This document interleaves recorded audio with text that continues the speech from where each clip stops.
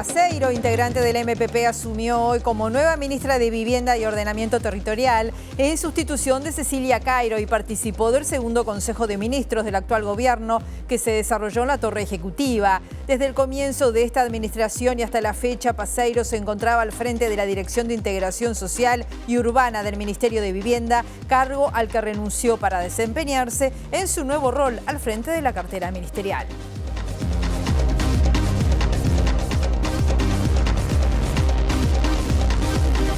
¿Qué tal? ¿Cómo están? Bienvenidas, bienvenidos a MBD Noticias. Comenzamos con la información con 22 grados a esta hora aquí en la capital, en Montevideo.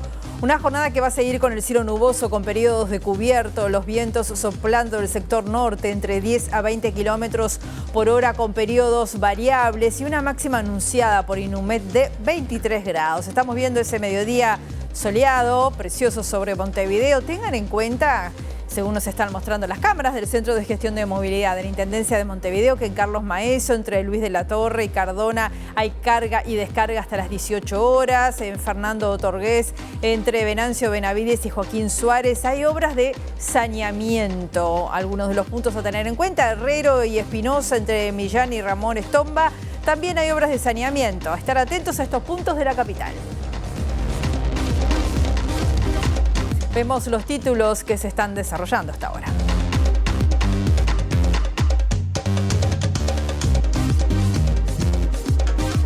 El expresidente de la República, Luis Lacalle Pou, fue recibido esta mañana por el directorio del Partido Nacional en una sesión especial que se desarrolla en la sede partidaria. La ministra de Defensa Nacional, Sandra Lasso, confirmó la sanción con arresto a rigor del comandante en jefe de la Armada por irregularidades en los pagos a la empresa española Cardama, que construye 2 lanchas patrulleras para esa fuerza. El dirigente colorado Nicolás Sosa realizó este mediodía una denuncia policial y de tarde lo hará ante la Corte Electoral por la supuesta falsificación de firma de la que fue víctima cuando lo registraron en la lista 1600 encabezada por Robert Silva y Felipe Schipani para las internas del año pasado. El presidente de la República, Yamandu Orsi, participó de la conmemoración de los 110 años de genocidio contra el pueblo armenio en un acto de recordación y agradecimiento al Estado uruguayo, el primero en el mundo en reconocerlo en 1965. Uruguay tendrá un espacio especial en la 49ª Feria Internacional del Libro de Buenos Aires y el domingo 27 será el Día de nuestro país, donde se presentará una edición conmemorativa de la RAE y de la Asociación de Academias de la Lengua Española de la novela de Juan Carlos Onetti, La vida breve. El Vaticano confirmó que el sábado próximo se realizará el funeral de Jorge Bergoglio, el Papa Francisco.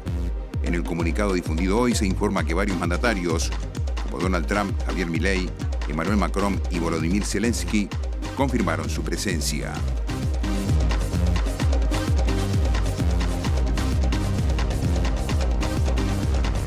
Se está celebrando el Consejo de Ministros a esta hora en la Torre Ejecutiva y con una nueva integrante, una nueva ministra. De esto nos va a hablar nuestro periodista Eduardo Delgado. Buen mediodía, Eduardo. Bienvenido, adelante.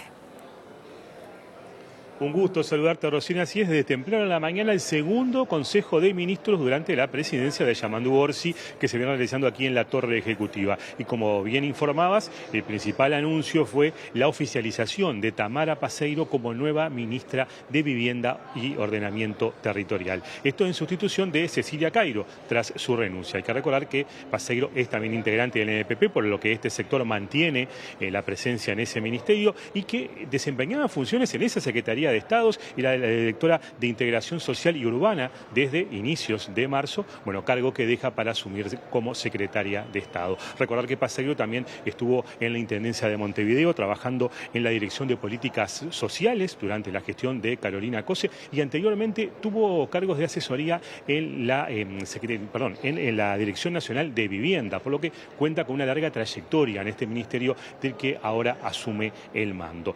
Por lo que pudimos saber en base a fuentes consultadas, hubo una breve presentación de Paseiro al inicio del Consejo de Ministros que luego se abocó y continúa a estas horas hablando fundamentalmente del tema del diálogo social al que convoca este gobierno y al que ha invitado tanto a partidos políticos como sindicatos, otras organizaciones sociales y cámaras empresariales. En ese sentido, este tema seguirá hoy en la tarde a las 16:30, en que está previsto que salga la primera sesión del Comité Ejecutivo de la Comisión justamente sectorial de Protección y Seguridad Seguridad Social en esta misma lugar, en la Torre Ejecutiva. De este organismo participa la Oficina de Planeamiento y Presupuesto y los ministerios de Trabajo y Seguridad Social, de Desarrollo Social, de Salud Pública y también el Banco de Previsión Social. Por lo que, por ahora, si bien continúa el Consejo de Ministros, aún no se ha anunciado si habrá o no vocero del mismo, porque también puede ser que el vocero se deje para la tarde, para después de esta reunión referida a la protección social. Si hay novedades antes de las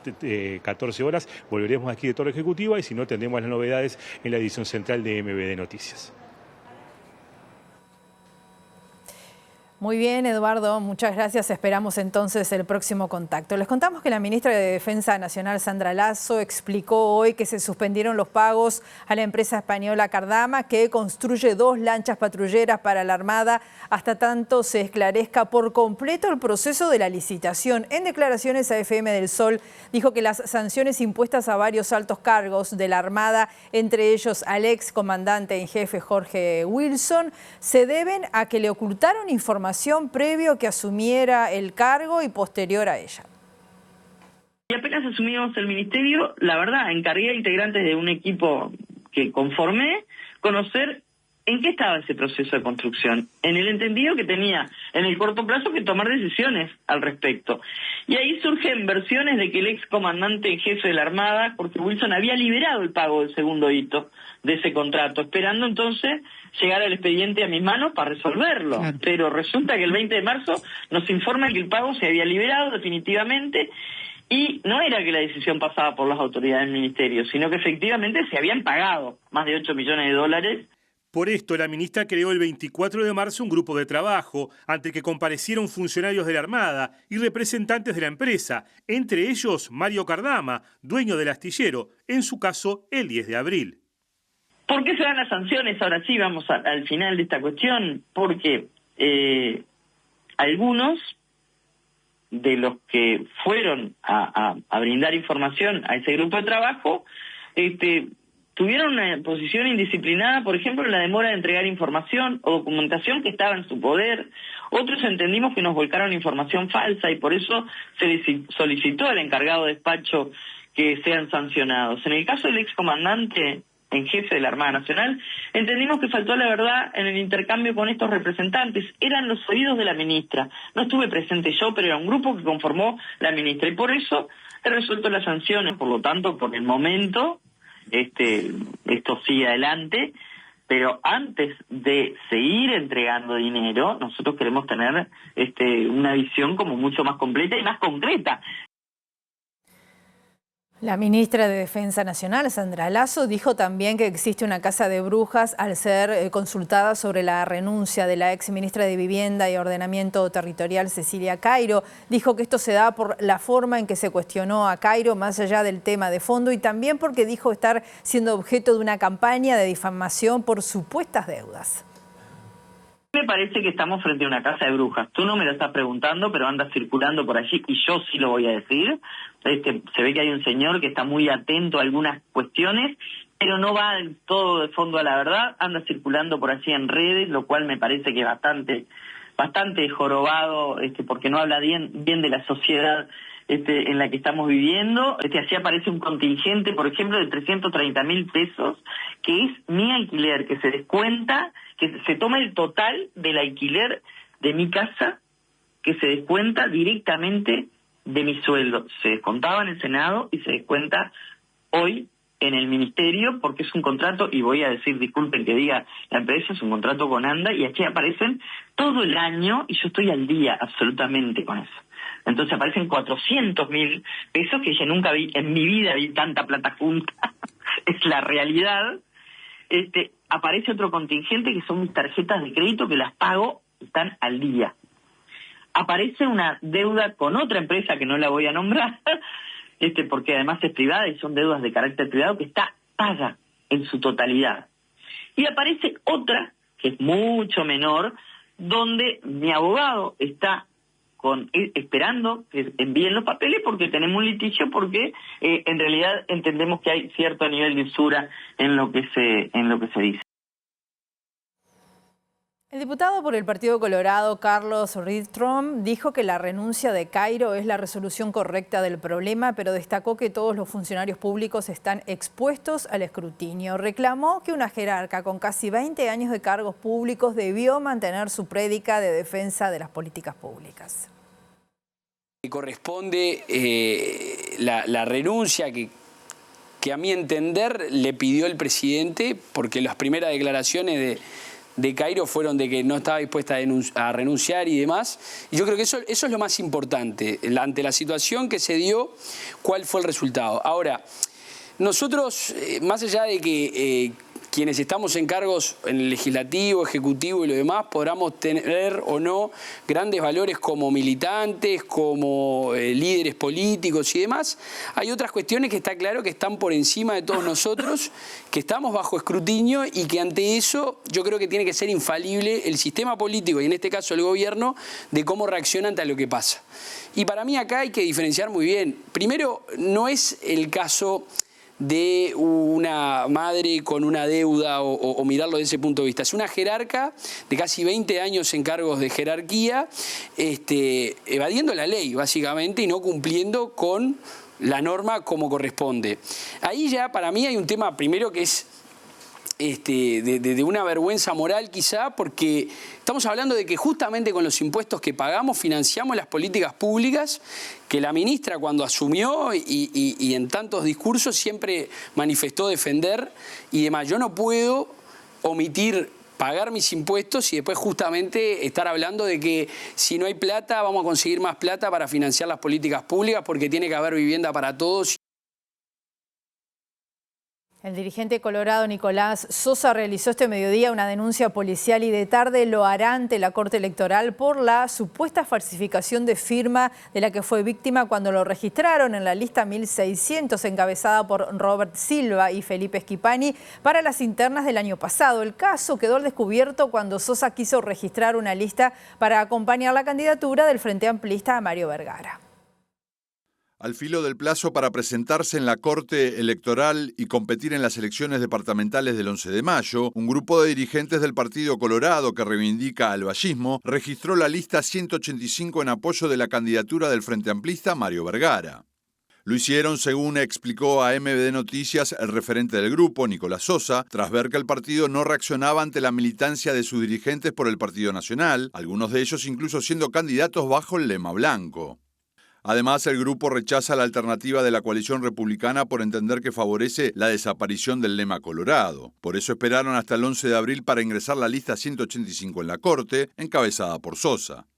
Transcurridas las 48 horas previstas antes de que una lista sea aceptada, la Corte comunicó que Sosa estaba inhabilitado por haber integrado la lista 1600 para las internas del año pasado. Sosa replicó que no había sido parte de la interna, pero le mostraron un documento con su firma, que él sostiene fue falsificada.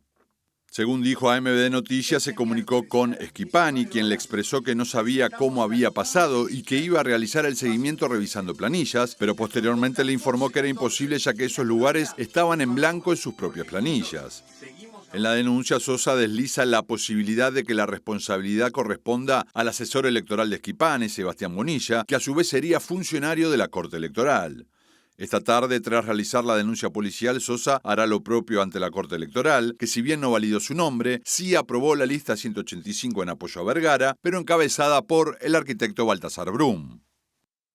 El presidente de la República, Yamandu Orsi, participó de la conmemoración de los 110 años del genocidio contra el pueblo armenio en un acto de recordación y agradecimiento al Estado uruguayo, el primero en el mundo en reconocerlo en el año 1965. El mandatario fue una de las figuras en recibir la tradicional piedra conmemorativa, Jakar Armenia, en ocasión de este homenaje.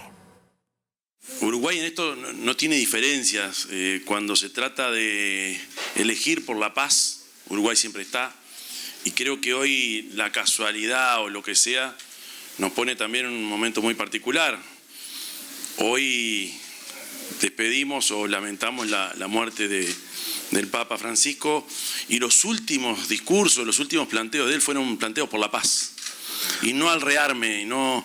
Entonces yo creo que ahí está la clave del asunto y ahí está la clave de lo que nosotros como uruguayos siempre hacemos. no solo no dudamos, sino que es mirarnos entre nosotros y por más diferencias partidarias que tengamos, sabemos que en esa nosotros ahí no vamos a aflojar. Entonces, en nombre del pueblo uruguayo, gracias por haber elegido este país, gracias por recordarnos permanentemente en qué lugar tenemos que estar y sigamos luchando desde el Uruguay por un mundo donde el multilateralismo logre sus cosas, donde en tiempos de tambores de guerra prime la sensatez.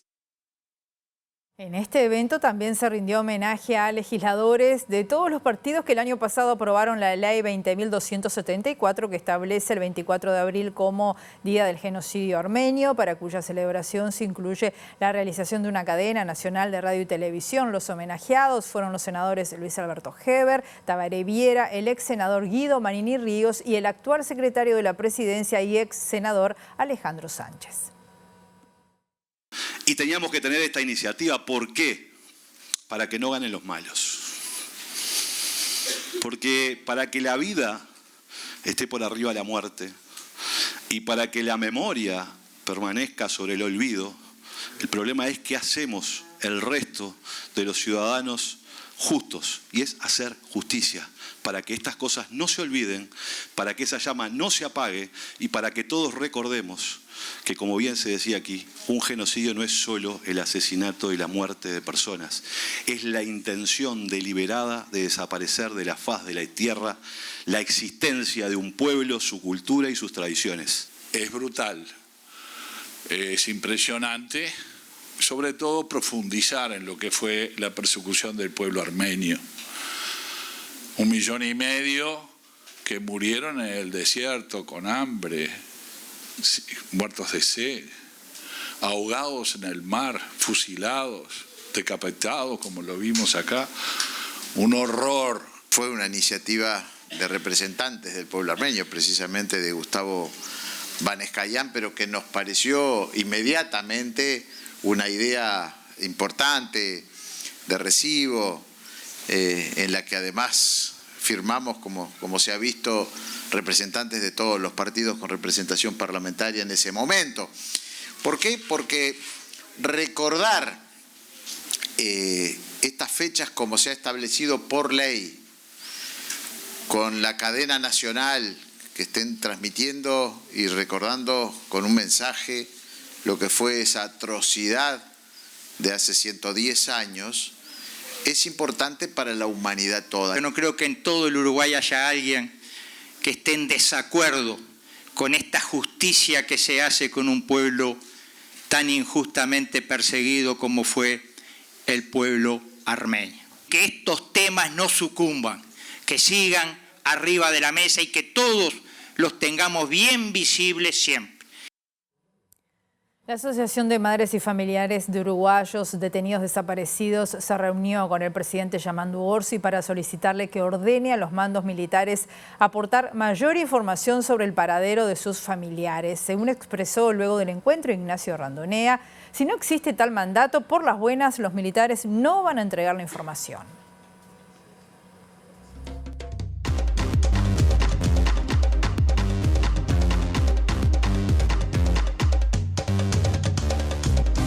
Del gobierno ha sido de, continuar la búsqueda y de tratar de llegar a buen puerto. En ese sentido, Randonea, ¿el gobierno le planteó algún tipo de estrategia, algún plan para trabajar?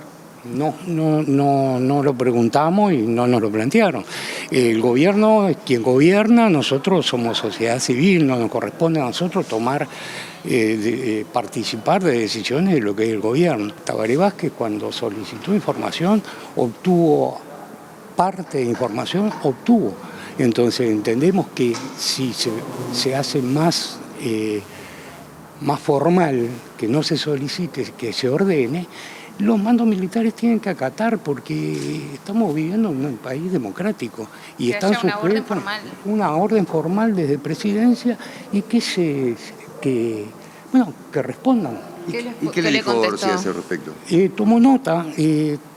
Pero no le pedimos el compromiso.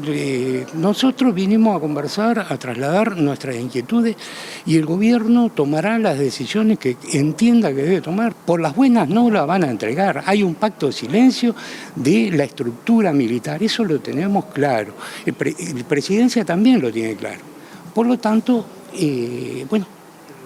los caminos que quedan son otros.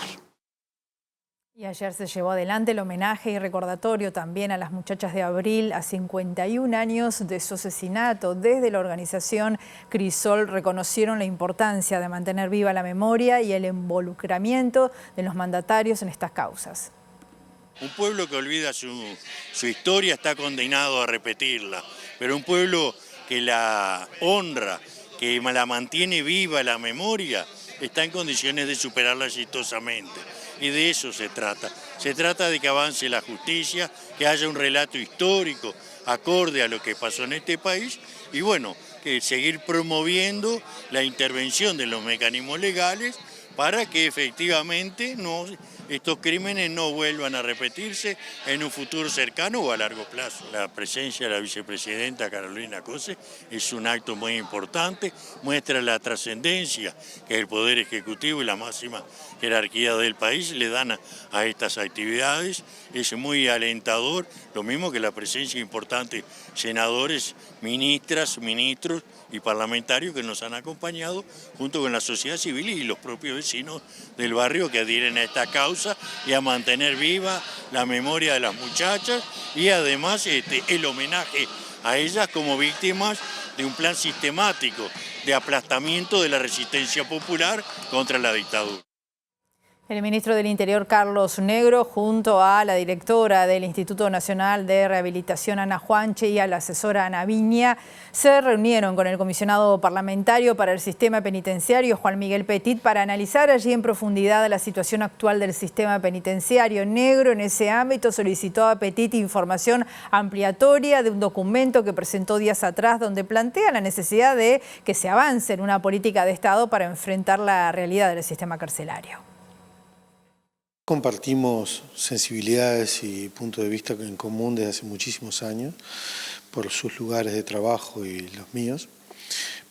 Y eso ayuda a que en esta etapa que justo nos encuentra con el lanzamiento de una propuesta por parte del comisionado de un pacto, de un acuerdo amplio de tipo político que abarque a todos los sectores que integran el sistema político uruguayo y que más allá del contenido de la propuesta del comisionado, lo que nos pareció más atractivo es el reconocimiento de la necesidad de una política de Estado en la materia de cárceles y también de seguridad, pero específicamente en cárceles, que es el métier del comisionado, la necesidad de lograr ese tipo de acuerdos para realmente sentar las bases de una política de Estado en la materia. El ministro tuvo la amabilidad de consultarme sobre el documento que presentamos en la semana previa a la Semana Santa o de Turismo, en el cual planteamos la necesidad de un pacto de Estado en torno a algunos temas base para la reforma y para la mejora del sistema carcelario, para seguir avanzando en transformaciones. Y repasamos esos puntos, repasamos los ejes por los cuales hay que trabajar. En general yo diría que tenemos una enorme coincidencia. Algunas que ya se venían insinuando, ya se estaban planteando y que han tenido avances también en los últimos años, otras son algunos aportes nuevos, pero que giran en torno a una serie de cosas que el país tiene que hacer para mejorar en seguridad, para mejorar en seguridad pública, para mejorar en integración social, para bajar la violencia y también para seguir siendo un país de referencia en materia de derechos humanos. El sindicato de ANCAP manifestó su preocupación por la pérdida por más de 800 millones de dólares que acumula el negocio del Portland. Las y los trabajadores elaboraron un documento que se entregó a las actuales autoridades, donde se exponen allí las principales debilidades y urgencias que entienden hay que atender en la empresa estatal. Este escenario para nosotros no es sorpresa. Básicamente a partir de la mitad del año pasado se veía venir que ANCAP iba a terminar un año con pérdidas. Estas pérdidas se explican por una multicausalidad, pero básicamente tiene que ver con los manejos que se hicieron para el paro de unidades, un paro de unidades de la refinería de La Teja que era muy necesario, pero que se planificó mal, que se ejecutó mal, en donde se gastó mucho y quizá no del todo bien. Y en esos números de 100 y pico de millones de dólares de pérdida también tiene que ver el rol de lo que ha sido en los últimos años la política de fijación de precios de los combustibles. Dentro de ese concierto de 100 y pico, casi 150 millones de dólares de pérdida de ANCAP por varios conceptos, también se engloban algunas deficiencias en el negocio del Portland que hay que recordar. Estuvo casi 2 años parado sin producir por la intención del gobierno pasado de privatizarlo, de asociarlo, de vender las plantas, los recursos naturales de todos los uruguayos y uruguayas, las canteras, entregárselas por 100 años a privados. Eso es lo que es el plan. ¿Qué ha manifestado el gobierno respecto a la privatización? Bueno, nosotros entendemos que no es un camino posible. Vamos ahora a la Casa del Partido Nacional. Se esperaba para esta mañana la visita del expresidente de la calle Pou. Allí está nuestra periodista Giuliana Perdomo. Adelante, Giuliana. Sí, exacto, Rosina. Buen mediodía para todos. Reunión del directorio del Partido Nacional que finalizó hace algunos minutos y tuvo como invitado especial al expresidente de la República, Luis Lacalle Pou, donde también participaron en este directorio ampliado senadores y diputados, también candidatos a intendentes e intendentes de todo el país. En esta ocasión, Luis Lacalle Pou fue ovacionado por varios militantes del Espacio 40 que se encontraban a las afueras de la Casa del Partido Nacional. En esta instancia firmó autógrafo, firmó bandera, tuvo obsequios también de la gente que se acercó hasta aquí y también se sacó varias fotos. Luego estuvo de recorrida por las instalaciones de la Casa del Partido Nacional renovada, luego de lo que había sido su última visita años atrás, y participó aproximadamente de 1 hora de esta reunión. Tras la salida se retiró sin brindar declaraciones. La que sí habló fue la presidenta del directorio, Macarena Rubio, que según lo que manifestaba, Lacalle Pou dio un mensaje desde su experiencia en el gobierno nacional. No quiso entrar en detalles de los temas de actualidad que se trataron en la reunión, así como tampoco de las elecciones departamentales, pero dijo que a partir de ahora Lacalle Pou se coloca en el último eslabón de la fila, dando paso a nuevas figuras dentro del Partido Nacional. Él nos brindó un mensaje, varias reflexiones que quedaron en lo semi-reservado de esta sesión a sus compañeros, pero el concepto principal es, él vuelve a la militancia, a ser el último de la fila, dice él, para empujar, para ayudar, para colaborar, y bueno, y son tiempos de otros compañeros, de dirigencias colectivas. Nosotros tenemos que organizarnos, tenemos importantes desafíos que son las elecciones departamentales y municipales, así que esperemos tener una buena performance como partido y bueno, los desafíos que tenemos como Partido Nacional para el futuro. ¿Un lineamiento de cara a la elección departamental? No, lineamientos no, obviamente el deseo que tenemos todos de mantener las intendencias en las que estamos gobernando y si es posible recuperar alguna otra. Es el gran desafío, poder por lo menos tener, no por lo menos digo, porque obviamente todavía estamos transitando el haber dejado el gobierno, pero tenemos el desafío de conquistar y de recuperar alguna intendencia más y bueno, y estar en ese gobierno de cercanía que los intendentes del Partido Nacional bien saben hacer. Rosina, te agrego que habló esta mañana también el senador Sebastián da Silva, que se refirió a la figura de Tamara Paseiro como nueva ministra de Vivienda tras la salida de Cecilia Cairo. Paseiro que fue oficializada esta mañana en el Consejo de Ministros presidido por el mandatario Yamandu Orsi. Da Silva señaló que con esta incorporación el gobierno nacional gana. La quiero mucho, es el día y la noche, no hay mal que por bien no venga. Yo creo que el gobierno salió ganando todo esto y creo que los uruguayos también. ¿Por qué el día y la noche con respecto a Cairo? Bueno, ser el día y la noche con respecto a Cairo no es un esfuerzo sobrehumano, pero en el caso de Tamara es una mujer desde siempre muy dedicada al trabajo social, muy profesional, muy cauta, la verdad que tiene mucho más traje de ministra que su antecesora.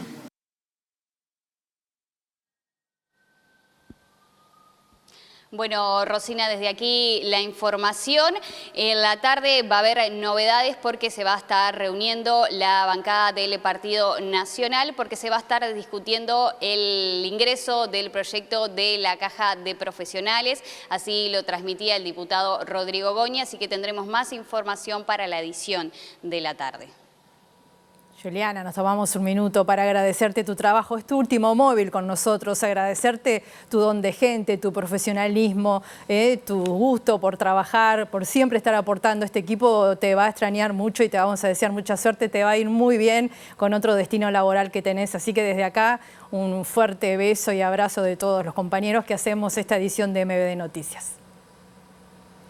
Muchísimas gracias, Rosina, por tus palabras. Lo transmitía también esta mañana, muy contenta de formar parte de este equipo. Fueron 15 meses de mucho aprendizaje, de mucho compañerismo. Me voy con el corazón en la mano y con un desafío personal logrado. Gracias a todos los trabajadores de TV Ciudad, no solo al equipo de prensa, a los camarógrafos de la mañana, también de la tarde, que hicieron más a menos mis madrugadas. Y bueno, fue un placer trabajar con ellos. Y gracias a todos ustedes y a los televidentes, porque la verdad que me sentí una más del equipo de TV Ciudad desde el primer día que ingresé, así que me voy muy contenta y sé que, como lo dije esta mañana, es un hasta luego, no es un adiós y nos vamos a volver a reencontrar. No quiero decir más nada porque no me quiero emocionar, pero me voy muy contenta y gracias a todos, de verdad. Muy bien, muchas gracias, Juliana. Nosotros hacemos una pausa, volvemos enseguida. Segundo bloque de MBD Noticias, continuamos con la información y les contamos que la morosidad del Banco República se encuentra en niveles más que aceptables. Lo dijo su presidente Álvaro García, quien destacó que el endeudamiento del sector agropecuario no ha impactado en las cuentas de la institución. El titular del banco dijo también que tiene un desafío importante en el sector del comercio minorista y esperan la culminación del proceso electoral acá en Montevideo para avanzar en el reperfilamiento de la deuda de la unidad agroalimentaria metropolitana. Queremos proyectar al banco hacia el futuro, así lo pautamos en el discurso de Asunción, con algunos énfasis. Estos énfasis pasan principalmente por cuidar las zonas en las que el banco trabaja, y trabaja muy bien, todo lo que es el crédito a la producción, básicamente al sector agropecuario, donde el banco es líder. Hay un desafío importante en tema de comercio. A nivel de comercio en general, el banco debe crecer más allí, haremos un énfasis en ese sentido. Esto está muy vinculado con las pequeñas y medianas empresas. Pese al creciente endeudamiento del sector agropecuario, que aumentó $1.000 millones en los últimos 2 años, García dijo que no ha impactado en un crecimiento de la morosidad y no está previsto tomar alguna medida adicional.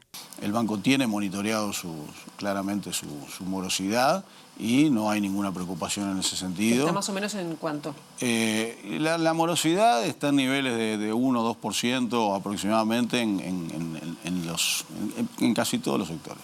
Consultado sobre la deuda que mantiene la Unidad Agroalimentaria Metropolitana con el Banco República y la necesidad de reperfilar para hacer frente al pago de intereses, García dijo que se está negociando con los ministerios de Economía, Ganadería y la Intendencia de Montevideo. Estamos en permanente diálogo y también dependerá de cómo se den las cosas en Montevideo, porque estamos en un proceso eleccionario que va a determinar cuál va a ser la postura de la próxima administración de la Intendencia con referencia a este tema. Esta tarde, desde las 16:30, en el piso 11 de la Torre Ejecutiva se va a realizar la primera reunión del Comité Ejecutivo de la Comisión Sectorial de Protección y Seguridad Social. Este comité es el responsable de la conducción estratégica y operativa de la Comisión Sectorial y está integrado por representantes de la OPP, los Ministerios de Trabajo, Seguridad Social, Economía y Finanzas, Desarrollo Social y Salud Pública, así como del Banco de Previsión Social. El orden del día incluye la presentación de la hoja de ruta del diálogo social que se va a convocar con el objetivo de impulsar cambios en la matriz de protección y seguridad social.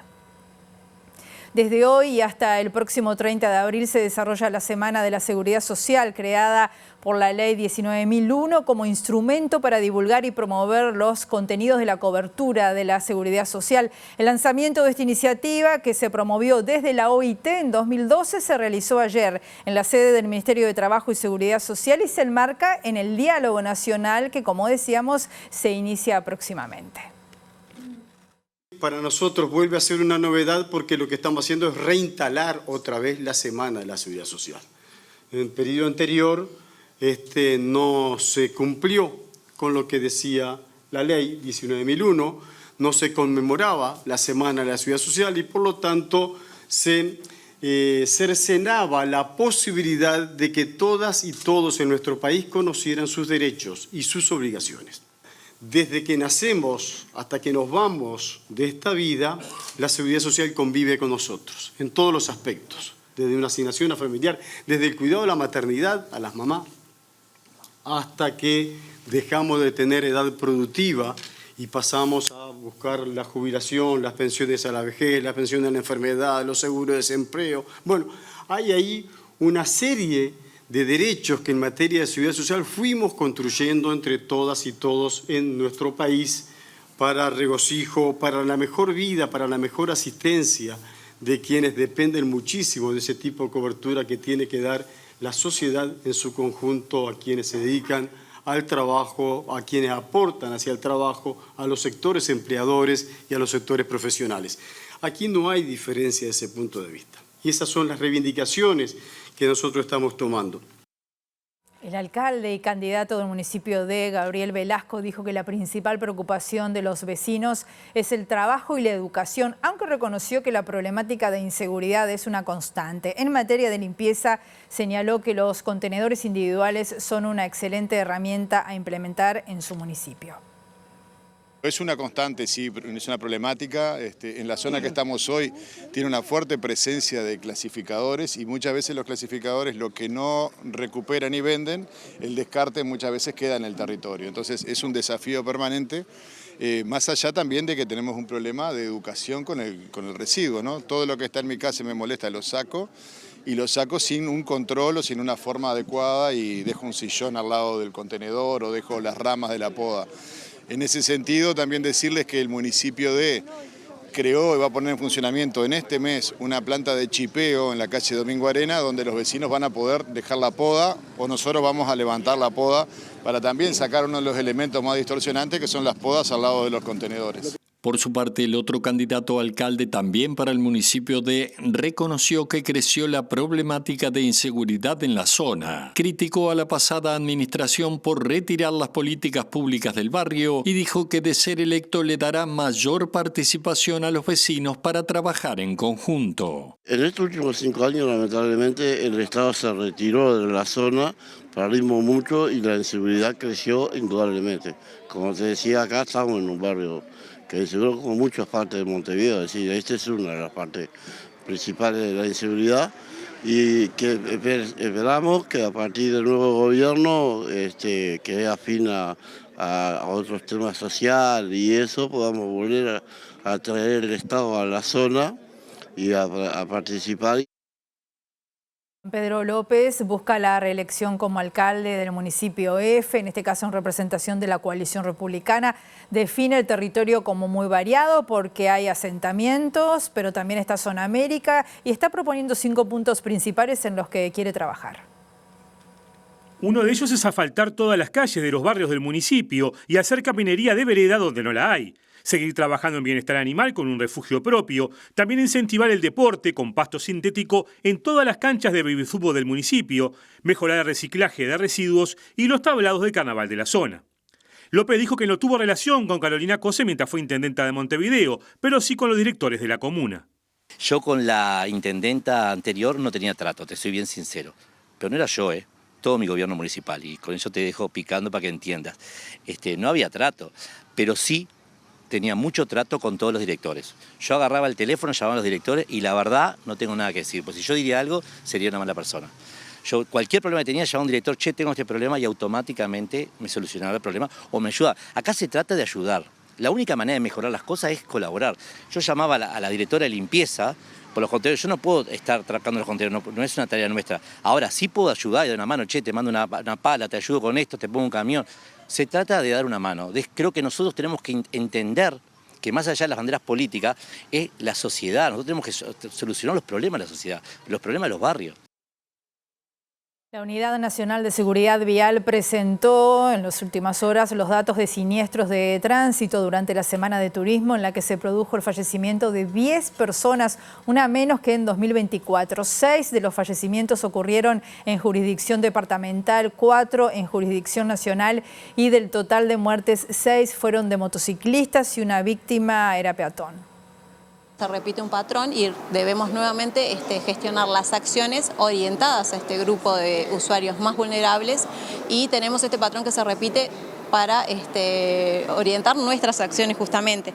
Dentro del perfil de los fallecidos hay 6 hombres, 6 de esas 10 personas son hombres, 6 fallecidos fueron fallecidos en sitio, mientras 4 fueron en el centro de asistencia, y 6 fueron en jurisdicción departamental y 4 en jurisdicción nacional. Nuestra evaluación es que si bien las acciones aparentemente tuvieron una pequeña mejora, esto hay que tomarlo con pinzas, por supuesto, porque son números muy pequeños, y seguir trabajando, sobre todo haciendo foco en los datos que se presentaron en 2024, porque en este subgrupo se vuelve a estar representado esos grupos más vulnerables. Justamente hace un mes se presentaron estos datos correspondientes al año pasado. En términos generales, ¿cuáles van a ser las acciones por las que va a empezar la UNACEV a trabajar en la disminución de estos indicadores? En realidad, los datos se presentaron hace 15 días. Estamos trabajando en acciones concretas. Las acciones, lo que nos ponemos son los objetivos, pero después debemos trabajar con los grupos que accionan estas acciones para poder generar instancias de articulación y de territorialización. Último bloque de MB de Noticias. Continuamos con la información y les contamos que Uruguay va a tener un espacio en la 49ª Feria Internacional del Libro de Buenos Aires y una nutrida delegación de escritores que van a estar participando de diferentes actividades. Además, el domingo 27 será el Día de Uruguay en la feria, y allí se va a presentar la edición conmemorativa de la RAI, de la Asociación de Academias de la Lengua Española, de la novela de Juan Carlos Onetti, La vida breve, y además habrá una muestra llamada Una cartografía de la novela uruguaya. Nos pusimos todos, desde todos lados, no solo del Instituto Nacional de Letras, sino desde toda la DNC, a trabajar, e incluso trabajamos en conjunto con otros ministerios, con el Ministerio de Relaciones Exteriores, con la Embajada de Uruguay en Argentina y con el Ministerio de Defensa, porque los libros que componen el stand que va hacia allí los lleva un avión de la Fuerza Aérea Uruguaya. Entonces, además, por supuesto, está siempre la participación muy importante de la Cámara Uruguaya del Libro, y entre todos, bueno, se logró esta participación, que tiene un stand que está durante todo el tiempo de la feria, en el que están nuestros libros, nuestra literatura y nuestros libros de no ficción allí a la venta, y que lleva adelante la Cámara Uruguaya del Libro. Y por otro lado está este Día de Uruguay, que es nuestra actividad con la que nos presentamos en el marco de la feria. Todo esto fue pensado y trabajado desde aquí, desde el INLET, y decidimos hacer cartografías de ficción. Las cartografías de ficción incluyen un dibujo original de parte de Santa María, la ciudad inventada por Onetti, y de 2 mapas de territorios de ficción de escritores uruguayos más jóvenes, Diego Recoba y Eugenia Ladra. Este año el Instituto Nacional de Letras va a priorizar la consolidación de sus vínculos con la sociedad y con otros organismos estatales, se lo dijo su directora Valeria Tanco. También pondrá especial énfasis en apoyar aquellas propuestas ganadoras de la convocatoria a ventanillas abiertas y a otras que realicen actividades a nivel nacional e internacional referidas a libros de autores nacionales. Nos vamos a dedicar a apoyar, más allá del dinero que les damos, a esos proyectos que tienen que ver con festivales, con presentaciones, con instancias de encuentro, con instancias que tienen que ver más, por ejemplo, no sé, con la traducción o con el trabajo de la mediación de la lectura, etc. Tenemos muchas ganas también de hacer proyectos vinculados con otros organismos del Estado y también con privados. Entonces vamos a trabajar también en ese sentido, en proyectos de encuentro y de consolidación de redes, ¿no? Y de identificar y encontrar también en territorio esos actores que trabajan por el libro desde el lugar de donde pueden y apoyarlos en lo que se pueda.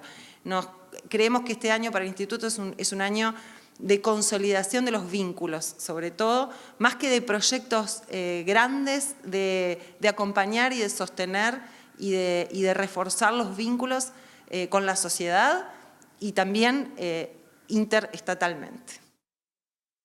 Volvemos a la Torre Ejecutiva. Está terminando el Consejo de Ministros. Está llegando para hablar con la prensa Jorge Díaz, el prosecretario de la Presidencia de la República. Allí estamos con nuestro periodista Eduardo Delgado. Vamos para allí, Eduardo. Ahí está hablando Jorge Díaz.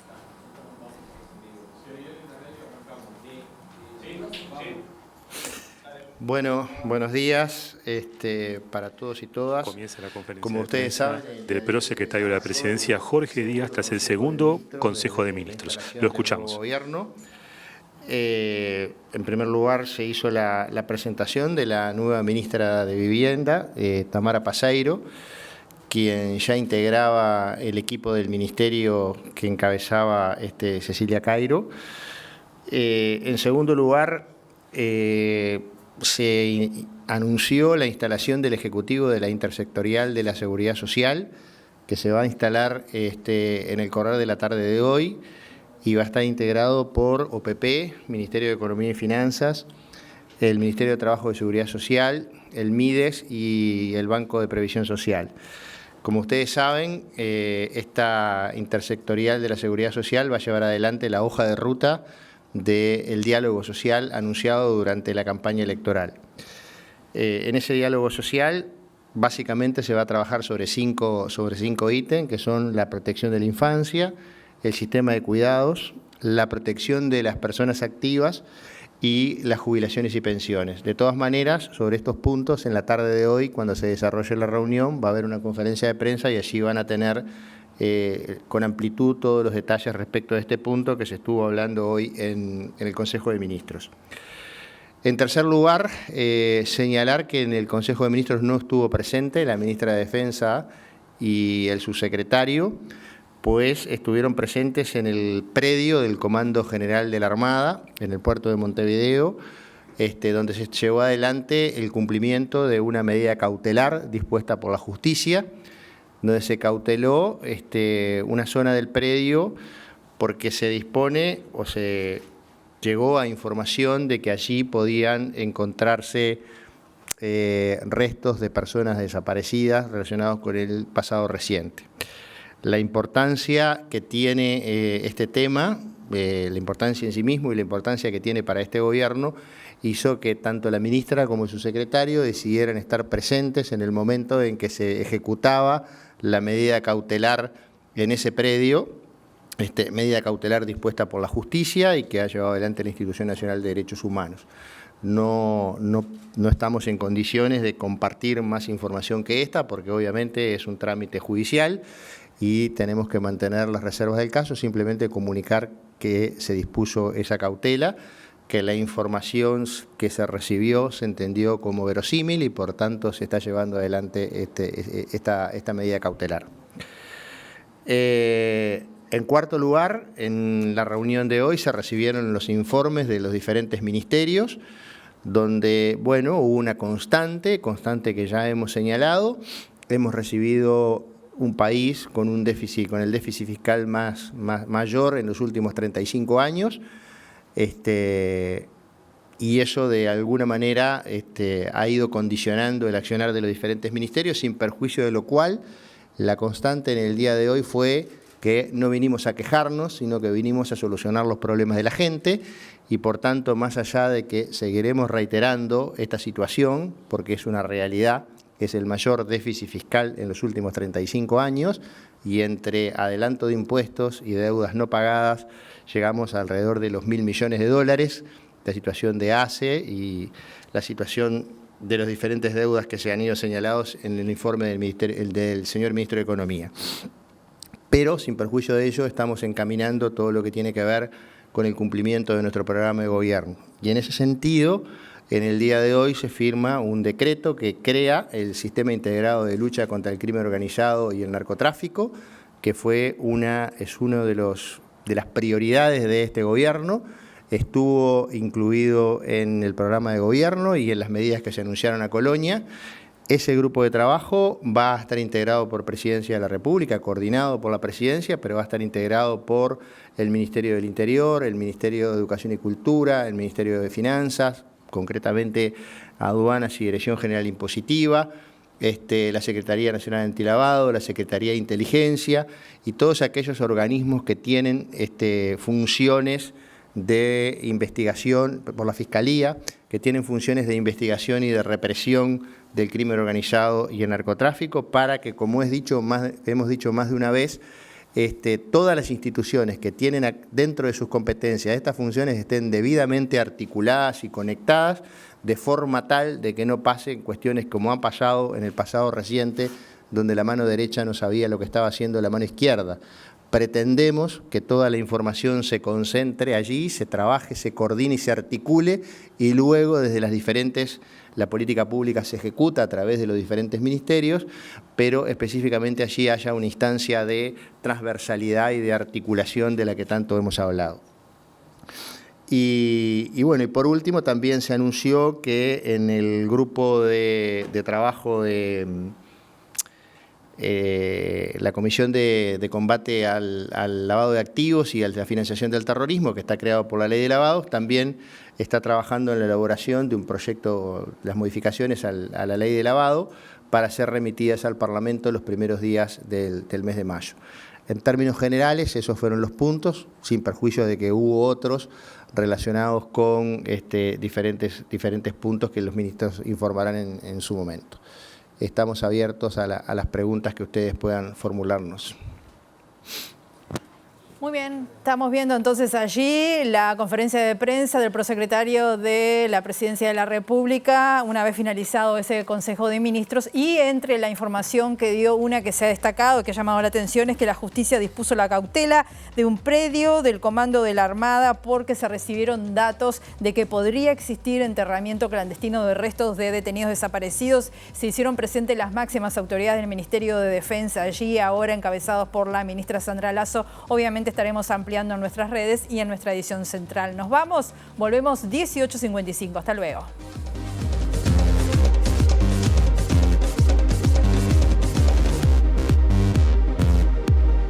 El expresidente de la República, Luis Lacalle Pou, fue recibido esta mañana por el directorio del Partido Nacional en una sesión especial que se desarrolla en la sede partidaria. La ministra de Defensa Nacional, Sandra Lasso, confirmó la sanción con arresto a rigor del comandante en jefe de la Armada por irregularidades en los pagos a la empresa española Cardama, que construye 2 lanchas patrulleras para esa fuerza. El dirigente colorado Nicolás Sosa realizó este mediodía una denuncia policial y de tarde lo hará ante la Corte Electoral por la supuesta falsificación de firma de la que fue víctima cuando lo registraron en la lista 1600 encabezada por Robert Silva y Felipe Schipani para las internas del año pasado.